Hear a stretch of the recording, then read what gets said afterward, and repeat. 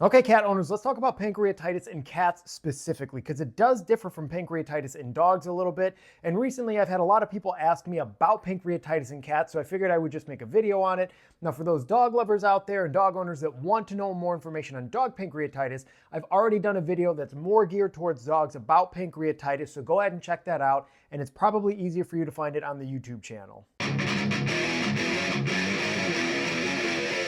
Pancreatitis is just inflammation of the pancreas, and the pancreas is this tiny little cotton-shaped digestive organ inside the abdomen that's responsible for regulation and production of certain hormones and digesting our nutrients. When pancreatitis happens, what's occurring is the digestive enzymes of the pancreas are activated inside of the pancreas, and it kind of starts digesting itself, which is kind of gross when you think about it. In dogs, pancreatitis is associated with a high fatty diet. We kind of call it the holiday disease because when all your relatives come over for the holidays and they're feeding your dog all the high fatty table scraps, they get about a pancreatitis. In cats, however, it's not really associated with diet. And the vast majority of cases of pancreatitis in cats are what we consider idiopathic, meaning we can't actually find what caused this disease to happen.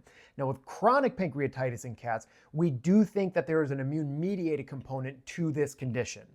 And even though pancreatitis is a largely idiopathic condition in cats, we do know that there are certain diseases that can predispose a cat to developing pancreatitis. Diseases like inflammatory bowel disease or kidney disease, diabetes, gallbladder issues, or even liver issues.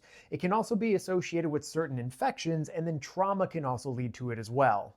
Just like in dogs, however, there's a lot of different tools that can aid in our diagnosis of pancreatitis in cats.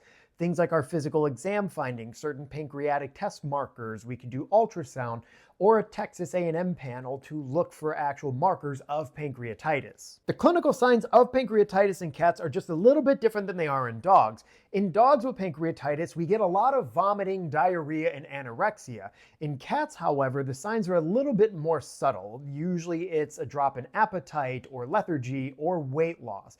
Now, if it's a bad enough case, they can have vomiting and even worse clinical signs, but it kind of depends on what's going on with the individual cat.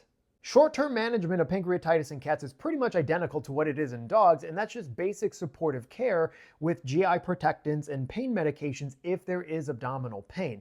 Now, in dogs, when we're talking about managing long-term pancreatitis, we recommend a low-fat diet to prevent flare-ups of this disease. But in cats, a low-fat diet with pancreatitis isn't really important because they process fats significantly different than dogs do. Now, for chronic cases of pancreatitis in cats, when it comes to diet, we generally recommend a highly digestible diet that's high in protein and low in carbohydrates.